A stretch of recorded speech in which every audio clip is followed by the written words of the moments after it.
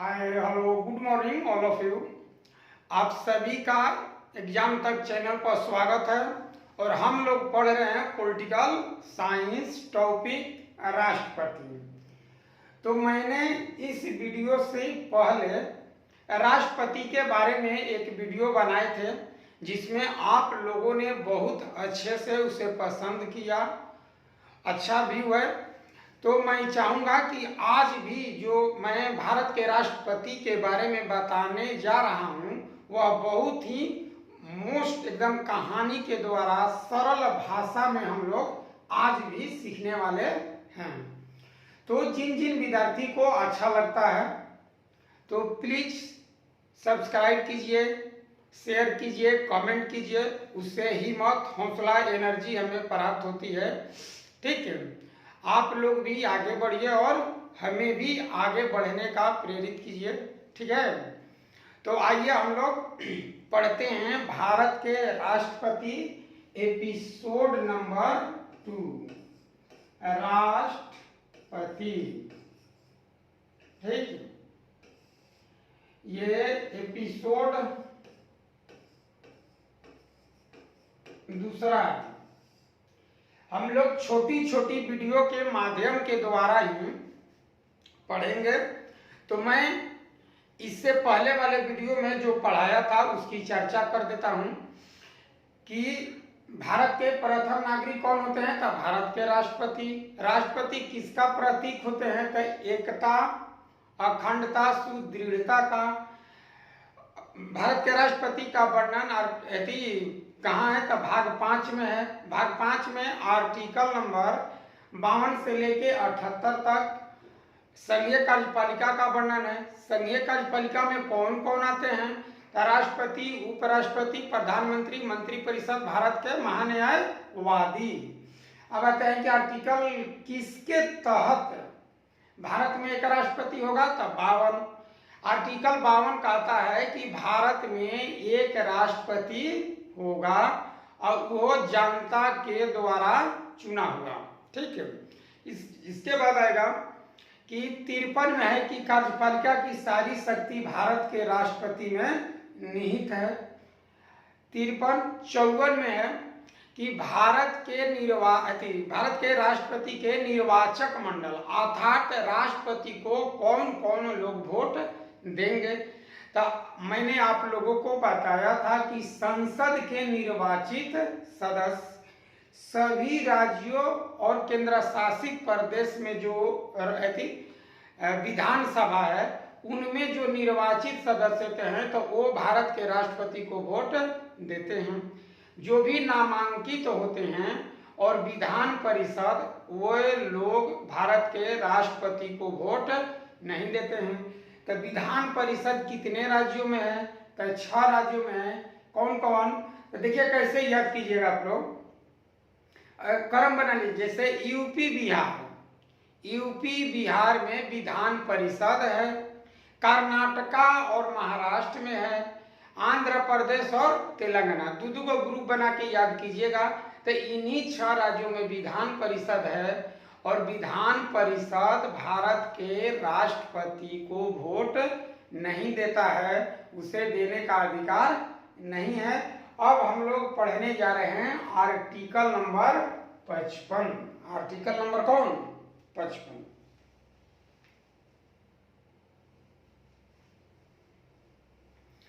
तो आइए देखा जाए अच्छे ढंग से। आर्टिकल 55 इस आर्टिकल में दिया क्या हुआ है? तो इसमें दिया हुआ है राष्ट्रपति के निर्वाचन की रीति। ठीक है, निर्वाचन की रीति मतलब निर्वाचन कैसे होगा? प्रत्यक्ष होगा, अप्रत्यक्ष होगा, खुली मतदान के द्वारा होगा या गुप्त मतदान के द्वारा होगा? कैसे होगा, क्या उसका तरीका है, क्या उसका विधि है? तो ये आर्टिकल नंबर आपको 55 बतला देगा। ठीक है।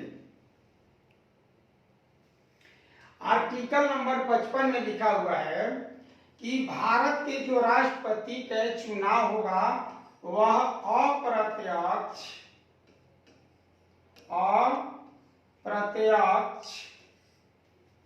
निर्वाचन प्रणाली के द्वारा होगा। अप्रत्यक्ष निर्वाचन प्रणाली। दूसरा क्या बात है कि अनुपातिक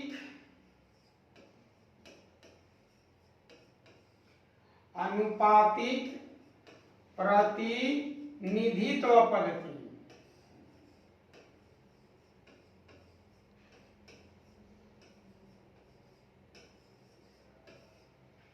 तीसरा बात है गुप्त मतदान। गुप्त मतदान के द्वारा, समझ गए। भारत के राष्ट्रपति के निर्वाचन की जो रीति है वह आर्टिकल नंबर 55 में वर्णन किया गया है। कैसे होगा? अप्रत्यक्ष निर्वाचन प्रणाली के द्वारा, अनुपातिक प्रतिनिधित्व पद्धति के द्वारा और गुप्त मतदान के द्वारा। यही बात आर्टिकल नंबर 55 में वर्णन किया गया है, जो कि भारत के राष्ट्रपति को चुनने में मदद करेगा। ठीक है, चलिए और देखिए इसमें कहा है कि अब जीतेगा कौन। न्यूनतम भारत के राष्ट्रपति के न्यूनतम कोटा कितना होता है? न्यूनतम कोटा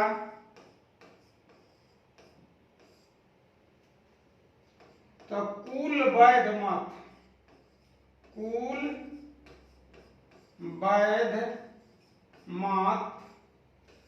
डिवाइड बाई 2 प्लस 1। देखिए इसी को न्यूनतम कोटा कहते हैं। भारत के राष्ट्रपति के जो लोग चुनाव लड़ते हैं, तो चुनाव लड़ने वाले जितने भी हैं उनमें से कोई भी जितना वोट डाला गया होगा उसके कुल वैध मत के 2 से भाग दे देंगे और एक माने 50% से एक अधिक आ जाएगा तो वो उम्मीदवार भारत के राष्ट्रपति चुन लिया जाएगा, उसी को विजयी घोषित किया जाएगा। तब बाबू आप एग्जाम में जाइएगा तो इसी को लिखेगा कुल वैध मत के 50% से अधिक, एक कम से कम एक अधिक होना चाहिए। तो ये है आपका न्यूनतम कोटा। ठीक है ना। तो ये आर्टिकल नंबर आपका 55 है। बहुत ही बेहतरीन ढंग से आप लोग सरल भाषा में राष्ट्रपति का कहानी एपिसोड के माध्यम से समझ रहे हैं। जरा सा भी दिक्कत होगा तो आप लोग कमेंट के द्वारा हमें बता सकते हैं। अब चलिए ये आर्टिकल 55 हो गया। आर्टिकल नंबर 56 लिखिए। आर्टिकल 56, तो ये आर्टिकल 56 में क्या है? तो कार्यकाल है। भारत के राष्ट्रपति का कार्यकाल है। क्या है? कार्यकाल। अर्थात भारत के राष्ट्रपति जिस दिन पद ग्रहण करेंगे उस दिन से कितने वर्ष तक राष्ट्रपति के कुर्सी पर पद पर विद्यमान रहेंगे? तो कितने वर्ष? 5 वर्ष। कई वर्ष? 5 वर्ष। 5 वर्ष तक भारत के राष्ट्रपति अपने पद पर स्थापित रहते हैं। ठीक है। ये तब तक रहते हैं जब तक कि इनका उत्तराधिकारी न आ जाए। कहने का मेरा मतलब है कि भारत के जो राष्ट्रपति है, मान लेते हैं कि 5 वर्ष पूरा हो गया, कोई दूसरा राष्ट्रपति चुन के नहीं आता है, हो सके 10 दिन लेट हो जाए, 20 दिन लेट हो जाए, 1 महीना लेट हो जाए। अगर लेट हो रहा है तो तब तक पद पर बने रहेंगे जब तक कि उनका उत्तराधिकारी अर्थात नया राष्ट्रपति न आ जाए। तो यदि कहेगा कि भारत के राष्ट्रपति का कार्यकाल कितने वर्षों का होता है? तो 5 वर्षों का होता है। ठीक है।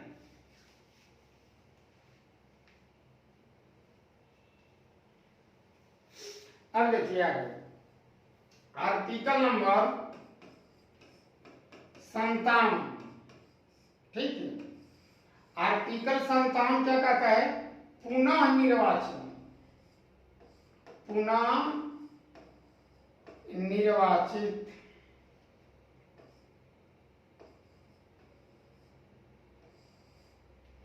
ठीक है।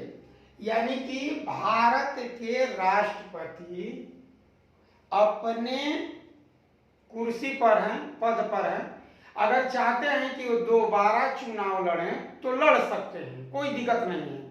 भारत के राष्ट्रपति चाहे जितनी बार बनना चाहें, भारत के राष्ट्रपति चाहे जितनी बार बनना चाहे, 1 बार 2 बार 3 बार 4 बार 5 बार 7 बार, जितना बार बनना चाहते हैं बन सकते हैं। कहने का मतलब है कि बाबू आपसे पूछा जाए कि क्या भारत के राष्ट्रपति दोबारा राष्ट्रपति बन सकते हैं? तो हाँ। ये किस आर्टिकल के द्वारा कहा गया है? तो आर्टिकल नंबर 57। एक ही व्यक्ति को बार बार चुनकर राष्ट्रपति बनाया जा सकता है, यह बात आर्टिकल नंबर 57 कहता है। ठीक है। कोई भी व्यक्ति, अच्छा मैक्सिमम कितनी बार बन सकता है? तो ये सीमा नहीं है, मरते दम तक भी भारत के राष्ट्रपति आप रह सकते हैं। हर 5 वर्ष पर चुन लिया जाता है एक नया राष्ट्रपति, चाहे पहले वाला या नया, कोई चुनिए, लेकिन हर 5 साल पर आपको चुनना है। आगे देखिए 57 आर्टिकल 58 है। आर्टिकल 58 है योग्यता। ठीक है। भारत के राष्ट्रपति का योग्यता क्या है? अर्थात कौन व्यक्ति भारत के राष्ट्रपति बन सकता है? कौन व्यक्ति भारत का राष्ट्रपति बन सकता है? तो देखिए, जिसका भारत का नागरिक हो, भारत का नागरिक, जो भारत का नागरिक होगा वही भारत के राष्ट्रपति बन सकता है, चुनाव लड़ सकता है। मिनिमम उम्र, मिनिमम एज 35 वर्ष हो। ठीक है। मिनिमम कितना उम्र होना चाहिए? 35 वर्ष। मैक्सिमम कितना होना चाहिए? तो इसके बारे में संविधान मौन है, कुछ नहीं बताता है। आप भी एग्जाम में कुछ नहीं बता सकते हैं, अर्थात ज्ञात नहीं कर सकते हैं। तीसरा बात है, मिनिमम एज हो गया 35 वर्ष। कोई लाभ के पद पर न हो, कोई लाभ के पद पर न हो। अर्थात कोई व्यक्ति अगर नौकरी कर रहा है, सरकारी नौकरी कर रहा है, तो सरकारी नौकरी करते हुए चाहे कि हम राष्ट्रपति बन जाएं तो ऐसा नहीं हो सकता है। अगर आप राष्ट्रपति हैं, उपराष्ट्रपति हैं, राज्यपाल हैं, सांसद हैं, विधायक हैं, तो ये लाभ के पद नहीं होता है। इस पद पर रहते हुए आप भारत के राष्ट्रपति का चुनाव लड़ सकते हैं। अगर जीत जाते हैं तो राष्ट्रपति बनिए, नहीं तो एक पद तो आपका है ही है। ठीक ना? तो कोई लाभ के पद पर न हो। और चौथा है कि लोकसभा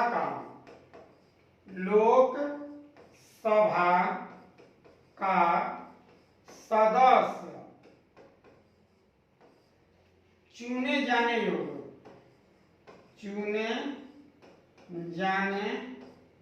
योग्य होना चाहिए।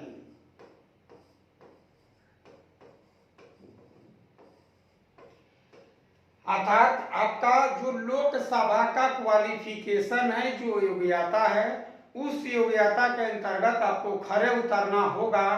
ठीक है, तो आप अगर इतनी बात है तो आप भारत के राष्ट्रपति का चुनाव लड़ सकते हैं, जीत सकते हैं, 5 वर्ष तक देश की सेवा कर सकते हैं। ठीक है, तो ये है आपका आर्टिकल नंबर 58 भारत के राष्ट्रपति के योग्यता से है। भारत के राष्ट्रपति का योग्यता क्या क्या है बाबू? भारत का नागरिक होना चाहिए, मिनिमम एज 35 वर्ष होना चाहिए, कोई लाभ के पद पर नहीं होना चाहिए, लोकसभा का सदस्य चुने जाने योग्य होना चाहिए। अगर इतने क्वालिफिकेशन आपके पास है तो आप भारत के राष्ट्रपति का चुनाव लड़ सकते हैं, जीत सकते हैं, 5 साल तक आप अपनी सेवा दे सकते हैं। समझे? इसमें भारत के राष्ट्रपति को पढ़ा लिखा होना जरूरी नहीं है। अब भारत के राष्ट्रपति का मैट्रिक पास, इंटर पास या अनपढ़ चाहे जो भी हो, वो चुनाव लड़ सकता है, कोई दिक्कत नहीं है। ठीक है, ऐसे भारत के राष्ट्रपति अगर पढ़ा लिखा हो तो सबसे बेहतर है, लेकिन अनपढ़ भी चुनाव लड़ सकता है, ऐसा संविधान इजाजत देता है।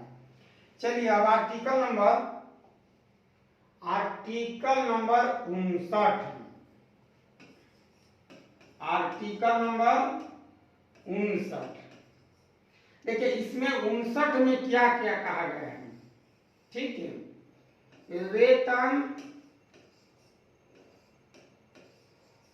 भत्ते का वर्णन है, माने भारत के राष्ट्रपति का वेतन के बारे में, माने वेतन कितना होगा। ठीक है, ये कहाँ वर्णन किया गया है? तो वेतन होता है 5 लाख भारत के राष्ट्रपति का। ठीक है, आयकर से मुक्त होता है, आयकर से मुक्त, कोई टैक्स नहीं लगता है भारत के राष्ट्रपति के वेतन पर। भारत के राष्ट्रपति का वेतन जितना 5 लाख दिया जाता है उस पर 1 रुपया भी टैक्स नहीं है, टैक्स फ्री होता है। वेतन जो दिया जाता है, ठीक है, वो क्या होता है? संचित निधि से दिया जाता है, संचित निधि से, संचित निधि से भारत के राष्ट्रपति का वेतन किया जाता है।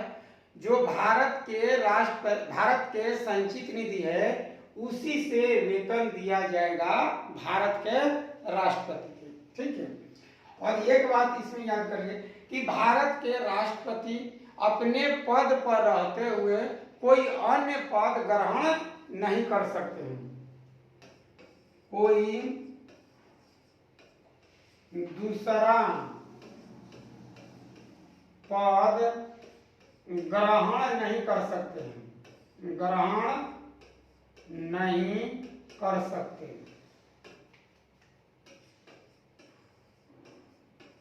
माने आप भारत के राष्ट्रपति के कुर्सी पर है तो कोई दूसरा पद ग्रहण नहीं कर सकते हैं। ये माना किया गया है किस आर्टिकल के तहत? तो आर्टिकल नंबर कौन? 59। आर्टिकल 59 कहता है कि अगर आप भारत के राष्ट्रपति के पद पर हैं तब कोई दूसरा पद ग्रहण नहीं कर सकते हैं। तो इतनी बात आर्टिकल नंबर 59 में का पढ़ना है। वेतन भाता, कितना वेतन है? 5 लाख है। आयकर से मुक्त होता है वेतन। कहाँ से वेतन दिया जाता है? तो संचित निधि से। और राष्ट्रपति के पद पर रहते हुए कोई अन्य पद आप ग्रहण नहीं कर सकते। चलिए तो अब देखते हैं आगे आर्टिकल नंबर 60, आर्टिकल नंबर 60। ठीक है, तो इस आर्टिकल में है भारत के राष्ट्रपति का शपथ और प्रतिज्ञान, प्रतिज्ञान, शपथ और प्रतिज्ञान। तो प्रश्न होता है कि शपथ कौन लेता है, प्रतिज्ञान कौन लेता है? तो आदमी 2 तरह के होते हैं, एक ईश्वर को मानने वाले आस्तिक, एक ईश्वर को न मानने वाले नास्तिक। आस्तिक और नास्तिक दो भाग है मनुष्यों का। तो जो लोग ईश्वर को मानते हैं वो शपथ लेंगे, जो लोग ईश्वर को नहीं मानते हैं वह प्रतिज्ञान लेंगे। अगर कोई ऐसा व्यक्ति भारत के राष्ट्रपति बन जाता है जो नास्तिक है तो उसे प्रतिज्ञान दिलाएगा। अब राष्ट्रपति शपथ किसके सामने लेते हैं? तो मुख्य न्यायाधीश, सुप्रीम कोर्ट के मुख्य न्यायाधीश, मुख्य न्यायाधीश, जो सुप्रीम कोर्ट के मुख्य न्यायाधीश हैं वही शपथ दिलाएंगे भारत के राष्ट्रपति को। अगर ये नहीं है तो ज्येष्ठतम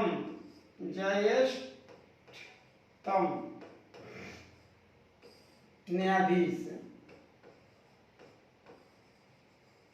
अगर भारत के राष्ट्रपति को शपथ दिलाना है और मुख्य न्यायाधीश नहीं है किसी कारणवश, तो सुप्रीम कोर्ट के जो ज्येष्ठतम न्यायाधीश होगा वही शपथ दिलाएगा भारत के राष्ट्रपति को। समझे बात को? तो ये हो गया आर्टिकल नंबर 7। अब चलिए देखते हैं 61, आर्टिकल नंबर 61। इसमें है महाभियोग की प्रक्रिया, महाभियोग की प्रक्रिया।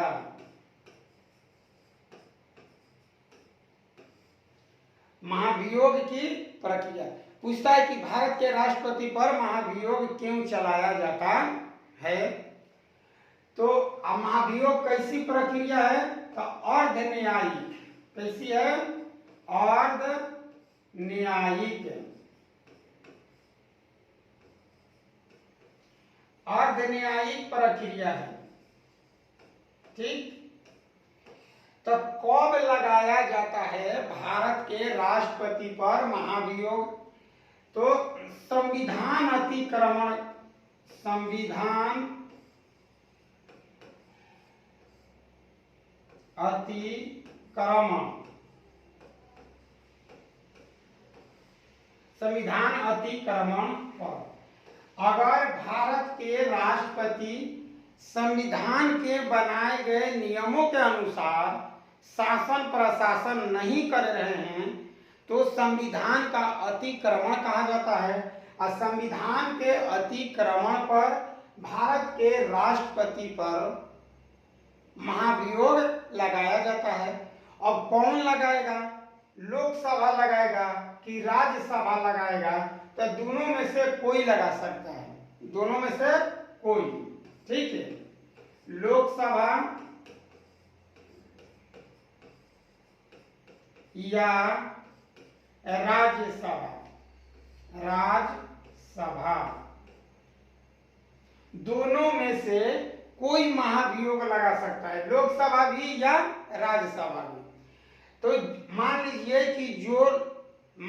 कि लोकसभा लगाता है तो कह रहे कि अगर लगाते हैं तो 14 दिन पहले भारत के राष्ट्रपति को सूचना देना पड़ेगा।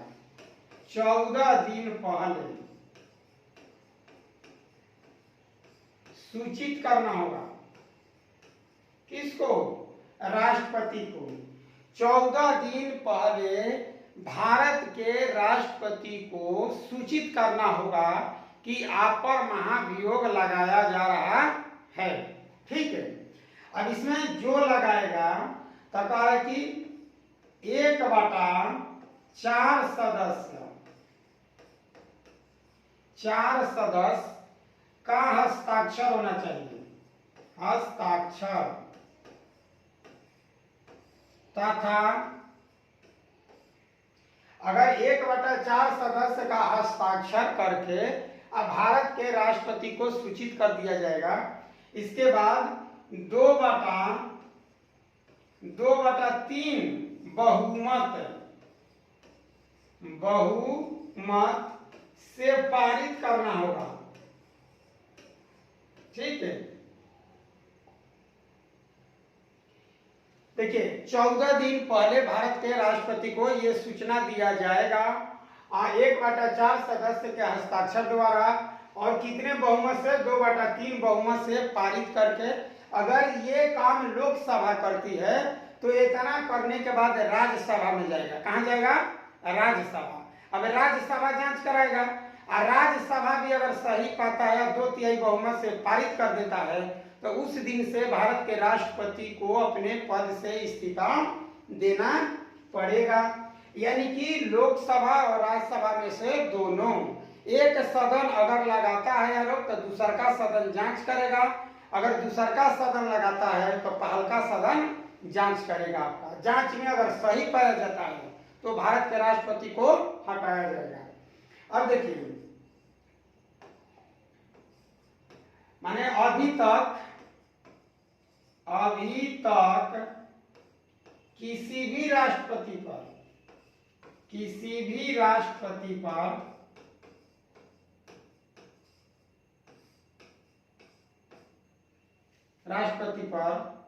आर्टिकल 61 का यूज नहीं है।